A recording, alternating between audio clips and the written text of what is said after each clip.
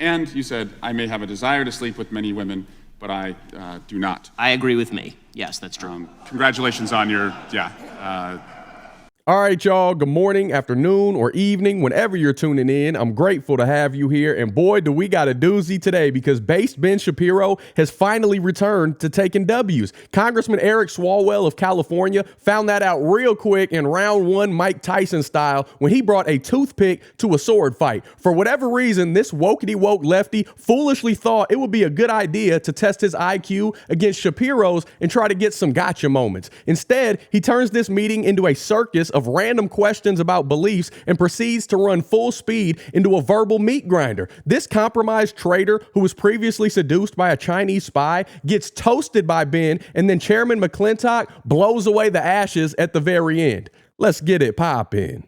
Mr. Shapiro, thank you for joining us today. I think it is important that you're here as one of the leading conservative voices in the country. And the country has, in the last couple weeks, talked a lot about and Googled Project 2025. It's one of the most Googled search terms right now.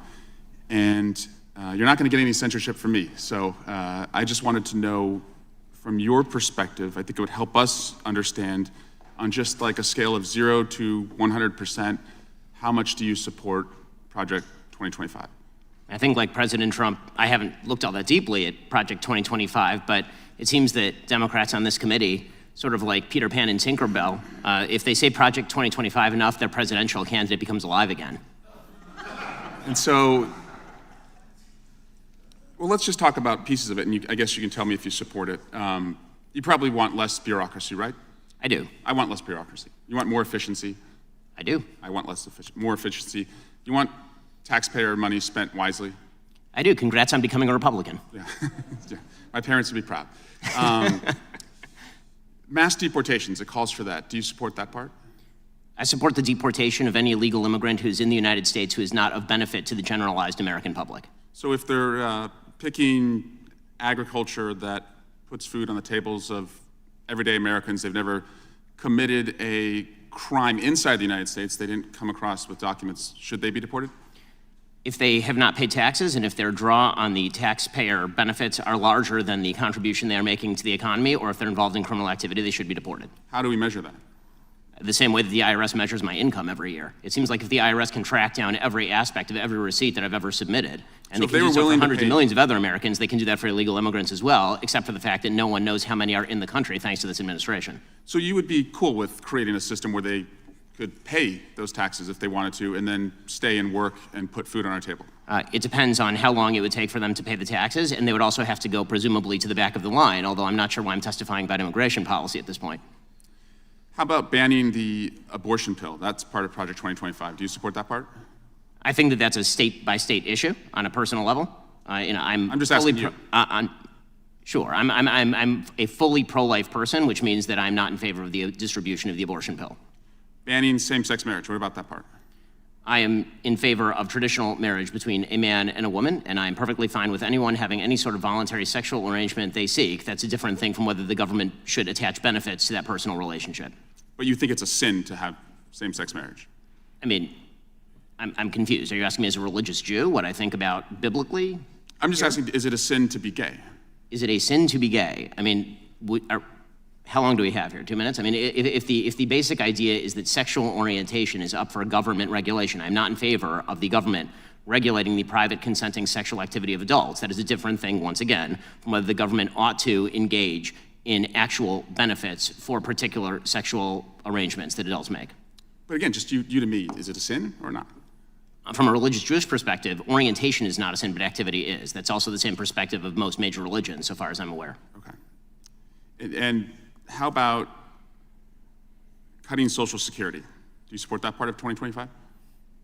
I'm not sure what Project 2025's position on Social Security is. I'm in favor of the restructuring of Social Security along the lines of privatization and lowering and increasing the retirement age, because you, as well as every other congressperson, knows Social Security is going to go bankrupt, and yet everyone seems to have an interest in lying about it for the next decade and a half until we have to take austerity measures or radically increase inflation or taxes. And bans against books about slavery. Do you support that part about Why would I possibly be in favor of bans about books about slavery? That would be Good answer. absolutely ridiculous. What I am in favor of is the idea that school libraries should be able to make decisions along the lines of what exactly is appropriate for, say, a 7th grader and whether they ought to be treated to cartoons and genderqueer. That's not quite the same thing.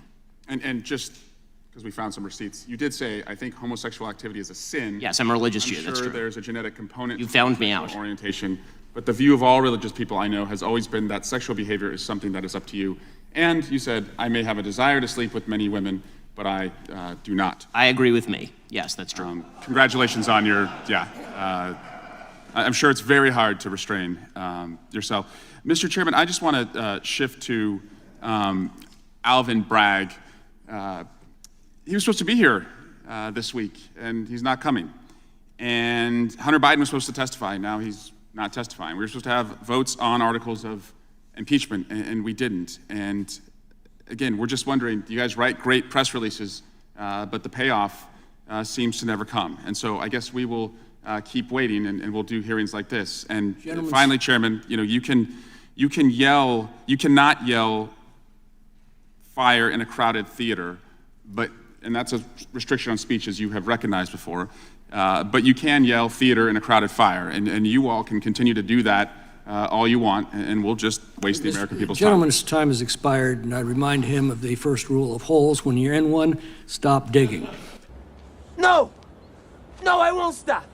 I won't stop. Golly, that was brutal for Eric Swalwell. I'm talking about next level embarrassment that he brought upon himself with that incompetent performance. Completely pointless line of questioning that accomplished absolutely nothing. Talking about theater in a crowded fire. What are you smoking, dude? We the people gotta stop allowing these kinds of politicians to get into office. Hopefully he does what Joe Biden should and steps down from his position, never to return. But I'd love to hear what y'all think about all this. Drop a comment below and let's keep the conversation rolling. Don't forget to hit that like button, subscribe if you're not already, ring the notification bell so you get notified anytime I post a new video. If you like what I'm doing over here and you want to show a little extra love and support, make sure you go check out our website down below in the description section. That way you can get all the awesome shirts that you see me wearing in every single video. They're all made by my smoking hot wife with tons of different designs to choose from. Sizes ranges from itty bitty extra small to big and hefty 5X. I'm sure we got something that you'd like or a great gift for someone that you love. Outside of that, you can always join the Gibson family here on YouTube and become a member by clicking that join button. You can buy me a coffee. You can join the Patreon family. All those links are down below as well. By no means do you have to do any of that. Just showing up and watching my freckle face on your screens for a few minutes. I'm greatly appreciative. I love y'all, and I can't thank you enough for rocking with me throughout the years. Until next time, I'll be praying for you. Godspeed. I'm gone.